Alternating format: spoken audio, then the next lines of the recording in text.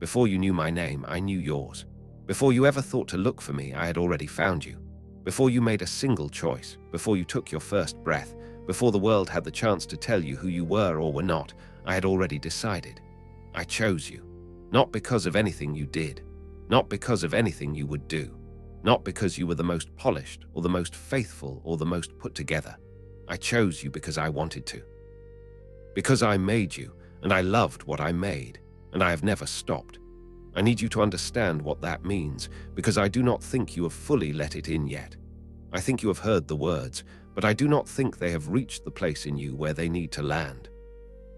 So I am going to say them again, and I need you to hear them differently this time. I chose you. Before the foundation of the world, before time had a name, before the stars were hung in their places, I saw you.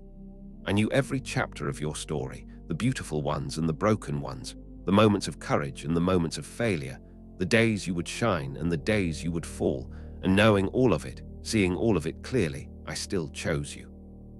There was no version of this where I looked at your life and changed my mind. There was no moment when the full picture of who you are caused me to hesitate. I saw it all and I said yes. I said yes to you. I said yes to your story. I said yes to the calling I placed on your life before you were born. I want to talk to you about the moment you chose me, because I know that moment matters to you. I know you hold it close. Maybe it was dramatic, a night on your knees when everything fell apart and I was the only one left to turn to. Maybe it was quiet, a slow turning towards something you could not yet fully name. Maybe it was messy and uncertain, and you are still not entirely sure when it happened or whether it counted. My child, I want you to know something about that moment. It was real. It was precious to me. I received it with joy. But I need you to understand something that will change the way you see our entire story together. You did not find me. I had been there the whole time. You did not choose me out of nowhere. Something drew you, something stirred in you, something made you turn. And that something, that pull, that hunger, that inexplicable sense that there was something more, something real, something worth reaching for, that was me. That was already me, working in you, calling to you long before you answered. Your choice was real, but it was a response. I moved first. I always move first. I chose you before you ever had the chance to choose me. There is something I want you to understand about what it means to be chosen by me, because I think the enemy has worked very hard to keep you from grasping the full weight of it. Being chosen by me is not a status you can lose by failing. It is not a position you hold based on how well you perform. It is not something I hand out and then take back when you disappoint me. When I choose someone, I choose them fully, with complete knowledge of who they are and who they will be in every moment in between. My choosing is not a wager I place hoping you will come through. It is a declaration I make knowing everything, and it stands regardless of what comes next. You have not fallen out of my choosing. You have not wandered so far that the choosing no longer applies to you. You have not made so many mistakes that I looked at the record and quietly revised my decision. The choosing stands. It has always stood, and it will still be standing on the day you finally come home. I know there have been seasons when you questioned it. Seasons when the circumstances of your life made it very difficult to believe that you were someone who had been specifically and intentionally set apart. Seasons when the pain was so loud it drowned out everything else, including this truth. Seasons when the enemy came close and whispered that you were ordinary, that the choosing you thought you heard was just wishful thinking, that people like you do not get called for things that matter, that whatever purpose you thought was on your life was an illusion you had constructed to make yourself feel better. I know those whispers. I know how persuasive they sound in the dark. And I need you to know that every single one of them was a lie, not a half-truth, not an exaggeration. A lie from the father of lies, aimed directly at the most important thing I ever told you about yourself. You were set apart. You were called. You were chosen. And the enemy knows it better than you do, which is exactly why he has worked so hard to make you doubt it. He does not attack what is not a threat. He does not pour that much effort into dismantling something ordinary. The size of the opposition in your life has always been a reflection of the size of the calling attached to your name. He saw what I placed in you before you were aware of it yourself. He understood the weight of what you carry before you had language for it. And he has been trying to convince you to put it down ever since, to talk yourself out of it, to settle for less, to decide that you were wrong about the whole thing and move on. But you have not moved on. You are still here, still reaching, still believing even when belief costs you something. That is not an accident. That is the choosing at work in you. That is me, holding on to you even in the moments when you could barely hold on yourself.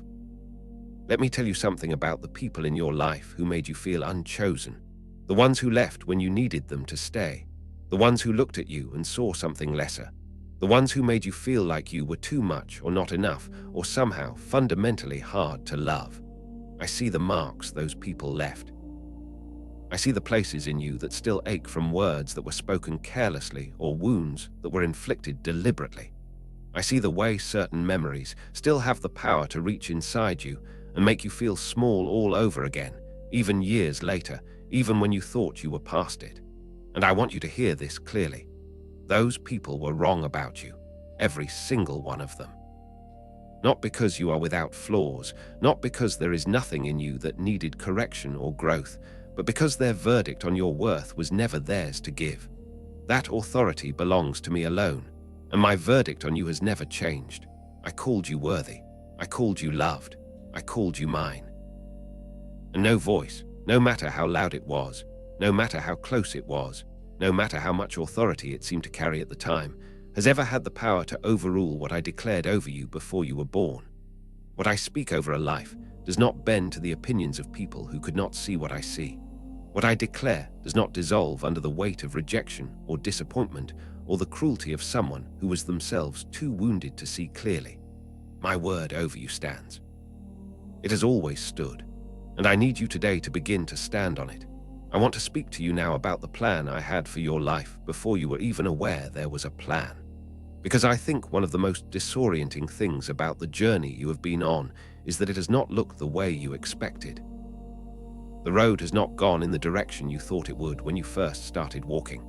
There have been detours and reversals and seasons that seem to set you back instead of forward. And I know that has been confusing. I know it has made you wonder at times whether you missed something, whether you took a wrong turn somewhere that you are now paying for, whether the plan that felt so real at the beginning was something you misunderstood or perhaps invented altogether. My child, I want to speak directly to that confusion. You did not miss the plan. The plan was never as linear as you imagined it to be. The path I call people to walk is rarely a straight line, because a straight line only gets you from one point to another, and what I have for you requires more than that. It requires depth. It requires the kind of wisdom and compassion and resilience that only comes from having walked through terrain that was difficult and uncertain, and that required you to trust me when the road ahead was not visible. Every detour had a purpose. Every reversal was building something in you that the easier road would never have produced. Every season that felt like it was costing you something was actually depositing something in you that you will one day recognize as one of the most valuable things you carry. I do not waste any part of your story, not the hard chapters, not the ones that ended in ways you would not have chosen, not the seasons that stretched so long you began to wonder if they would ever end. All of it has been in my hands. All of it has been woven into something. And when you finally see the full picture, when you are standing far enough from the difficult seasons to see what they were building toward, you will understand in a way that words cannot currently reach what I mean when I say that I have been for you in every moment, even the ones that felt like they were against you. I also want to address something you may not have spoken out loud, but that I know has lived quietly in the back of your heart. There have been moments when you compared your life to the lives of others, and the comparison was painful. When you looked at someone else's story and saw what seemed like an easier road, a more visible blessing, a more straightforward path from the calling to the fulfillment. And in those moments, something small but persistent said, "Why them and not me? Why does it seem to come so much easier for everyone else? Why does my faith seem to cost more than other people's faith costs them?" My child, I hear that question. I have heard it every time it has formed in your heart, even when you were too afraid or too ashamed to bring it directly to me. And I want to answer it honestly. Your road is not harder because you are less loved. It is not more costly because you are less favored. Every life I touch is touched with the same love, but not every life is called to the same thing. And some callings require a road that builds a very specific kind of person, a person shaped by the particular pressures of their particular journey, a person whose testimony will one day reach into places that a smoother story never could. Your road has been preparing you to reach people that only someone with your exact story can reach. Do not despise the road. It is the very thing that is making you who you need to be. There is something I want to tell you about the way I see time, because I think it will help you understand what I mean when I say I chose you before you chose me. You experience your life as a sequence of moments, one after another, each one arriving and then passing, each one carrying you forward into the next. That is how time works for you, and it is how you have learned to understand your own story. But I do not experience your life that way. I see it whole. I see the beginning and the end and everything between all at once, not as a series of separate moments, but as a complete and finished thing, the way you might look at a painting and see the entire image rather than one brushstroke at a time. And when I chose you, I was looking at the whole painting. I was seeing every moment of your life simultaneously, the first and the last, and everything in between. I was seeing the days you were proud of and the days you were not. I was seeing the seasons of joy and the seasons of grief. I was seeing the versions of you that felt strong and capable and close to me, and I was seeing the versions of you that felt lost and far away and barely able to remember what faith felt like. I saw it all at once, and choosing you was not a decision I made based on the best parts of the painting. It was a decision I made looking at the whole thing fully, without flinching, without averaging it out or weighing the good against the bad. I saw all of it, and I said yes. That is what my choosing means. I also want you to understand something about the way the enemy has tried to use your past against you, because I think this is one of the places where he has done the most damage, and I want to address it directly. He has taken the moments in your life that you are least proud of, and he has tried to use them as evidence against the choosing. He has pointed to your failures and said, "See, this is who you really are. This is what you were always going to do. And surely a God who knows the truth about you could not have chosen someone like this." He has taken the things you did in your worst moments, the things that happened in your darkest seasons, the choices you made when you were hurting or confused or simply not yet who you are becoming, and he has tried to build a case with them. A case that the choosing was a mistake. A case that you have disqualified yourself. A case that the shame you carry is proof that you were never really set apart for anything at all. My child, I need you to hear me clearly on this. The enemy is building his case with evidence I have already seen. There is nothing in your past that is new information to me. There is nothing you did that I did not already know about when I chose you. The choosing was not made in ignorance of your failures. It was made with full knowledge of them. And if I chose you knowing everything, then the failures cannot be used to undo the choosing. They simply cannot. The case the enemy is building has no legal standing in heaven because the verdict was rendered before the evidence he is using even existed. You are not on trial. The choosing already happened, and it was made by someone who knew exactly what they were choosing and wanted you anyway. I want to talk to you about what it feels like to be in a season where the choosing is hard to feel. Because I know there is a difference between knowing something and feeling it, and I know that for a long time now, you have known in your mind that you are loved and chosen and set apart, but feeling it has been another matter entirely. The knowing has been there, sitting quietly in the background, but the feeling has been distant, covered over by the weight of the hard seasons, by the exhaustion of the long wait, by the accumulated grief of disappointments that kept arriving faster than you could recover from them. And I want you to know that I understand the difference between knowing and feeling. I'm not asking you to pretend the feeling is there when it is not. I'm not asking you to manufacture an emotional experience that your heart is not currently capable of producing. What I am asking is something simpler and more honest than that. I'm asking you to hold on to the knowing even when the feeling is gone, because the feeling will come back. Feelings are not permanent. They are responsive to circumstances in ways that truth is not. Truth does not move when circumstances shift. Truth does not fluctuate based on how hard the week has been or how tired you are or how many times the enemy has managed to land a blow. The truth that you are chosen is not dependent on how chosen you feel. It stands on its own. It stands on what I said, and what I said does not change. I also want to speak to the specific kind of loneliness that comes from feeling set apart without yet seeing the fullness of what you were set apart for. Because I know that calling can be isolating before it becomes clarifying. I know that there can be a season between the knowing and the seeing where you are aware that something is on your life. You can feel the weight of it. You can sense that you were made for something. But the what and the how and the when are still unclear. And in that in-between space, in that gap between the calling and the fulfillment, there is a particular kind of lonely that does not have an easy name. You are not without purpose, but you cannot yet fully see the purpose. You are not without direction, but the road ahead is not yet visible. You are carrying something significant, but you cannot yet show it to anyone or explain it or point to it and say, "This is what I have been given. This is what all the waiting has been about." That season is one of the hardest to walk through. And I want you to know that I see you in it. I see exactly where you are. And I want you to know that the clarity is coming. The fullness of what you were chosen for is still unfolding. The story is still being written. And the chapter you are in right now, as unclear and as uncomfortable as it feels, is one of the most important ones. Because this is the chapter where the foundation is being laid. This is where the roots go deep. This is where the character is formed that will be needed to carry everything that comes next. Do not rush out of this chapter. Let me finish what I am building in it. I want you to think for a moment about the people throughout history who were chosen for something significant and had to carry that choosing through long seasons of obscurity and waiting and difficulty before anything became visible.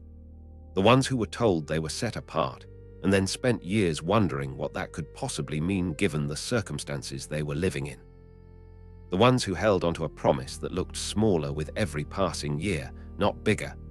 The ones who chose to believe even when everything around them was arguing that belief was foolish. You know their stories. You have drawn strength from them.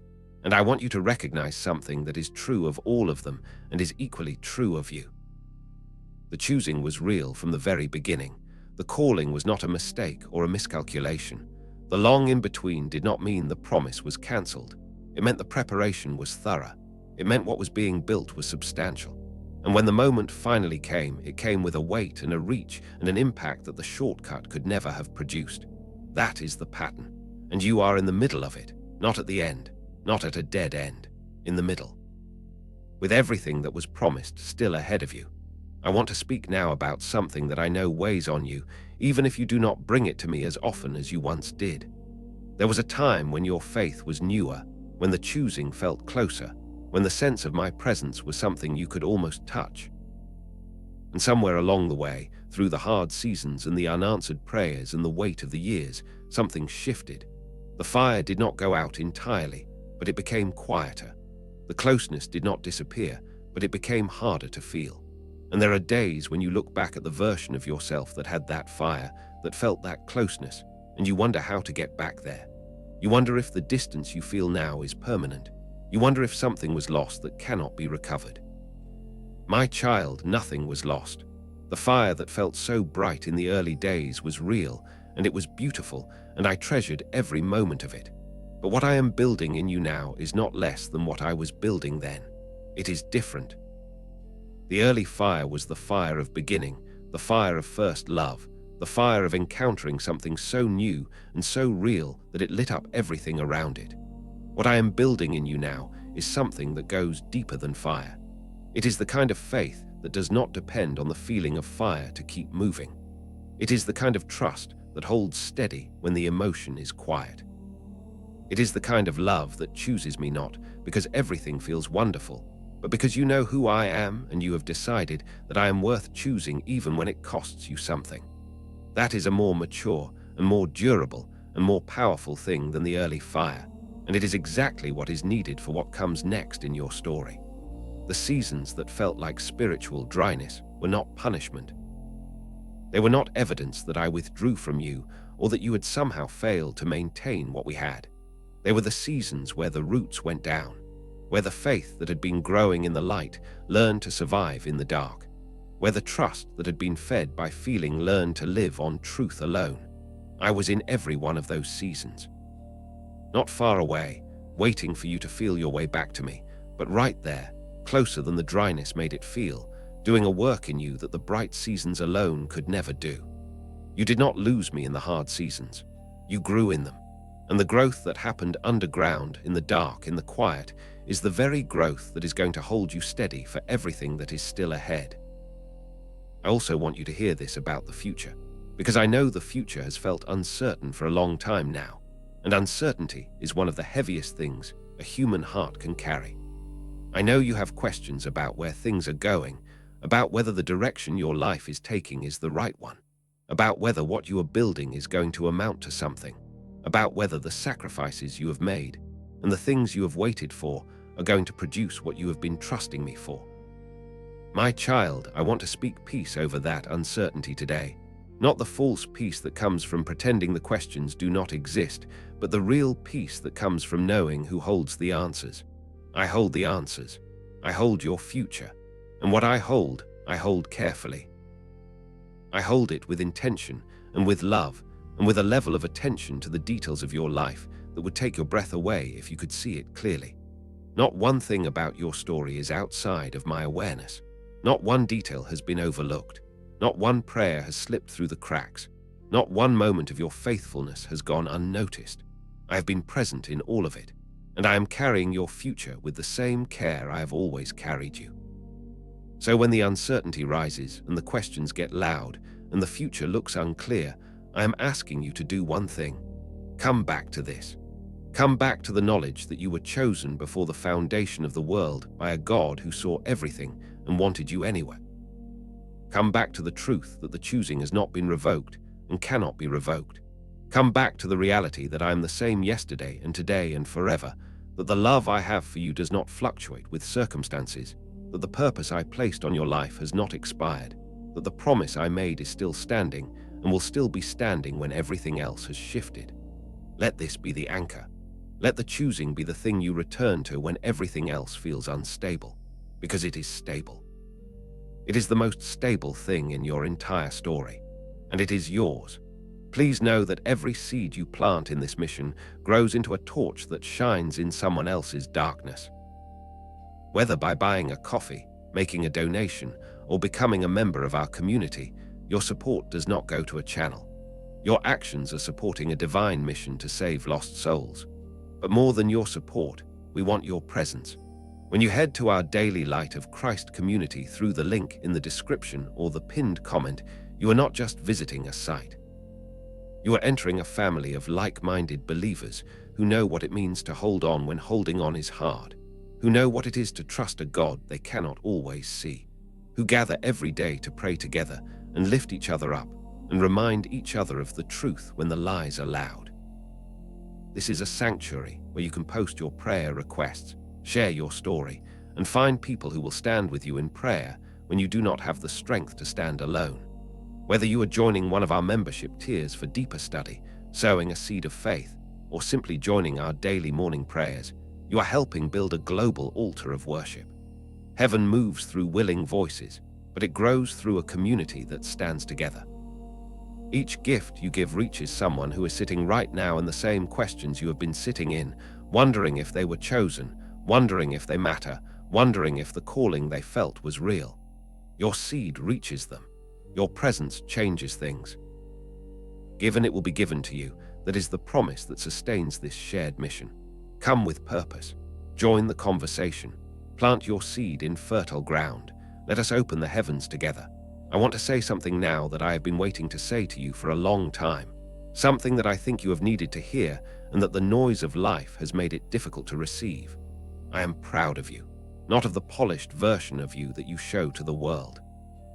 Not of the you that has it together and says the right things and looks like faith is effortless. I am proud of the you that gets up on the hard mornings, the you that prays even when prayer feels hollow, the you that chooses to believe even when every circumstance is arguing against it, the you that has been wounded and kept going anyway, the you that has doubted and come back anyway, the you that has fallen and gotten back up so many times that you have stopped counting. That is the you I see most clearly, and that is the you I am most proud of. You have no idea yet what your faithfulness in this season is producing. You cannot see from where you are standing what is being built by every day you chose to keep going when stopping would have been so much easier. But I see it. I see what is growing in you. I see what is being made possible by the fact that you did not quit. And I want you to know that it is significant. It is more significant than you would believe if I told you right now. What you are building in this quiet, faithful, unglamorous season of holding on is going to matter in ways that reach far beyond your own life. It is going to matter to people you have not yet met. It is going to matter to generations that come after you. It is going to matter in eternity. Because the faithfulness of one person, in one small season, in one ordinary life, has never been small to me. It has always been everything. I chose you before you chose me. I knew what I was choosing. I knew the whole story. I knew every beautiful thing and every broken thing and everything in between. And I chose all of it. I chose you in your strength, and I chose you in your weakness. I chose you in your best moments, and I chose you in your worst. I chose the version of you that had everything together and the version of you that was falling apart and every version in between. And I would choose you again. If I had to do it all over, knowing everything, I would choose you again without hesitation. Because you are mine. And I do not regret a single moment of it. Hold on, my child. The story is not over. The choosing has not ended. And everything I began in you, I am going to bring to completion. That is not a wish. That is a promise. And I keep every one of them. I want to say one more thing before we move toward the close, and I want you to hold it carefully because it is something I do not think you hear often enough. You are allowed to receive this. You are allowed to let the choosing land. You are allowed to stop arguing with it, stop qualifying it, stop holding it at arm's length because it feels too good to be true or because you are waiting until you have done enough to deserve it. You do not earn the choosing. You never did. You never will. The choosing was never about your deserving. It was always about my love. And my love for you does not wait for you to become worthy of it before it shows up. It shows up first. It always shows up first. That is what love does when it is real. It arrives before the performance. It stays through the failure. It remains through the doubt. It holds on through the wandering. And it is still there when you find your way back, not as a reward for returning, but because it never left. So let it in today, my child. Let the truth of the choosing reach the parts of you that have been most resistant to it. Let it speak to the place that has been most convinced that you are the exception, that everyone else gets to be chosen, but not quite you, that the love that reaches others somehow stops short of reaching you. That is the lie I most want to dismantle in you today. You are not the exception. You are not the one for whom the love runs out before it arrives. You are not the one who slipped through the cracks of my attention or my care. You are seen. You are known. You are loved. You were chosen before the world began. And that choosing is as alive and as real and as unshakable today as it was the moment I first spoke it over your life. I chose you. I knew what I was choosing. I would choose you again. Every single time. And I want to speak to the tiredness one more time because I think it deserves more than a passing mention. The kind of tired you have been carrying is not just physical, and it is not just emotional. It is the tiredness that comes from holding on to something for a long time without being able to see when or whether it is going to resolve. It is the tiredness of faith that has been stretched, the tiredness of hope that has been deferred, the tiredness of someone who has not quit, who has genuinely not quit, but who is running on reserves that are getting low. And I want you to hear me say this directly. I see that tiredness. I am not impatient with it. I am not disappointed by it. I am not holding it against you as evidence of weak faith. Tiredness after a long road is not weakness. It is the honest testimony of someone who has been walking faithfully through terrain that was genuinely hard. And I honor that. I honor the fact that you are tired and still here. I honor the fact that the reserves are low and you are still showing up. I honor every day you chose to keep going when everything in you wanted to stop. And I want to give you something today that I hope you will carry with you past this moment. I want to give you permission to rest in the choosing, not to strive for it, not to earn your way back into it, not to perform your way into feeling it again, but to rest in it, to let it hold you for a moment instead of you holding onto it, to receive it as something that is already yours, completely and unconditionally, without anything else required from you right now except the willingness to receive it. You are chosen. You are loved. You are mine. And today, in this moment, that is enough. You do not have to figure out the rest of the story today. You do not have to resolve the open questions or find the missing pieces or make sense of the things that do not yet make sense. You just have to rest in this. Let the choosing be enough for today, and trust me with tomorrow. Let us pray together. Lord Jesus, I come before you right now on behalf of every heart that is hearing this message. You know the one who has spent years feeling unchosen. You know the one who has carried the weight of rejection for so long it has started to feel like identity. You know the one who heard these words and felt something stir in them, something they have not felt in a long time, and who is sitting right now on the edge of letting themselves believe it. Meet them there, Lord. Step into that place where belief feels dangerous and hope feels risky, and let them feel the truth of your choosing settle into them like something solid and unshakable. Heal every place in them that was wounded by someone who made them feel unwanted. Restore the sense of purpose that the enemy has worked so hard to steal. Let them know today, deeply and personally and unmistakably, that they were chosen before the foundation of the world, that they are loved completely, that nothing they have done or been through has changed that, and that you, the God who made them, are proud of them for still being here. In Jesus' name, Amen. If this message reached your heart today, type "I was chosen" in the comments, and share this with someone who needs to be reminded that God did not choose them by accident. He saw everything, and He chose them anyway.